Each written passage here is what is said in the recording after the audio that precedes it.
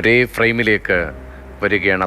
അത്രമേൽ പ്രിയങ്കരനായിരുന്നു, പ്രിയപ്പെട്ടവനായിരുന്നു, അത്രമേൽ തലപ്പൊക്കം അവർക്കൊപ്പം ഉണ്ടായിരുന്നു പ്രിയപ്പെട്ട ശ്രീനിവാസന് എന്നത് ഓരോ നിമിഷവും ഓർമ്മിപ്പിക്കുകയാണ്. അത്തരമൊരു ഓർമ്മപ്പെടുത്തൽ അത് മലയാളത്തിന് ആവശ്യമുള്ള കാര്യമല്ല, മലയാളികൾക്ക് ആവശ്യമുള്ള കാര്യമല്ല.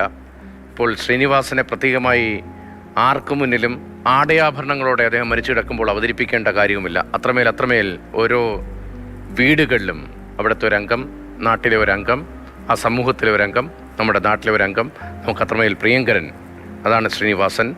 നന്മ നിറഞ്ഞവൻ ശ്രീനിവാസൻ എന്നത് 2 പതിറ്റാണ്ട് മുൻപ് ഒക്കെയുള്ള വലിയ ടാഗ്ലൈനായി മാറിയതാണ്.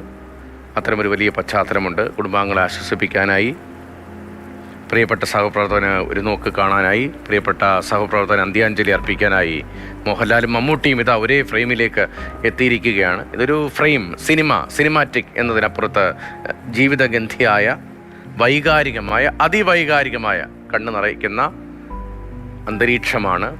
ശ്രീനിവാസന് വിട ചൊല്ലുകയാണ് മമ്മൂട്ടിയും മോഹൻലാലും.